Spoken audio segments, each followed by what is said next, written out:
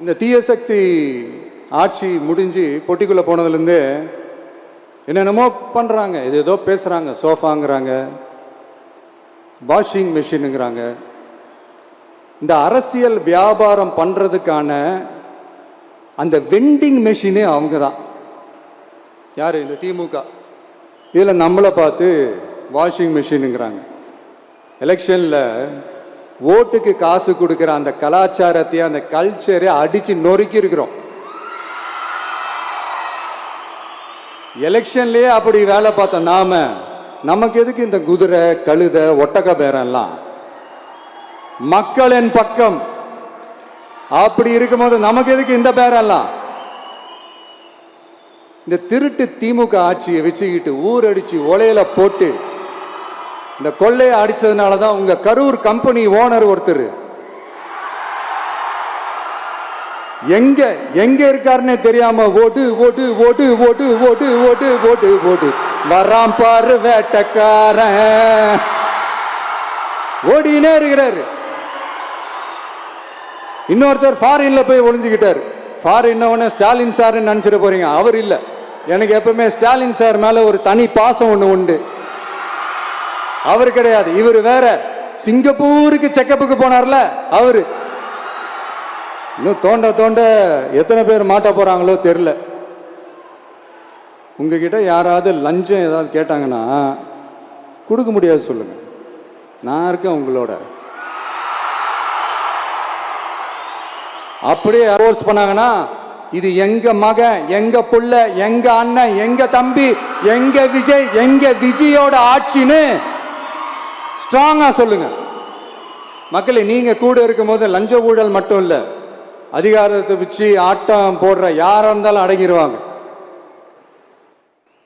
இந்த கடமை, கண்ணியம், கட்டுப்பாடுன்ட்டு ஒரு காலத்துல கொள்கையோடு இருந்த கட்சியெல்லாம் இன்னைக்கு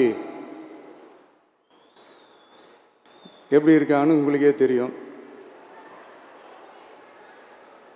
அதாவது இந்த டிவிகே கட்சியோட தலைவரை எதிர்க்கிறதுல ஒரு நியாயம் இருக்கு.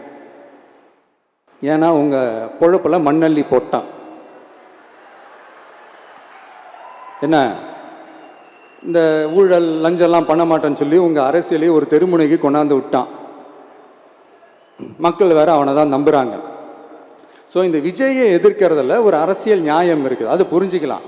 ஆனால் இன்னைக்கு இந்த விஜயை மக்கள் ஓட்டு போட்டு ஜெயிக்க வச்சு ஒரு தீர்ப்பை கொடுத்து மக்களுக்காக வேலை செய்யறதுக்காக முதலமைச்சரா உட்கார வச்சிருக்கிறாங்க.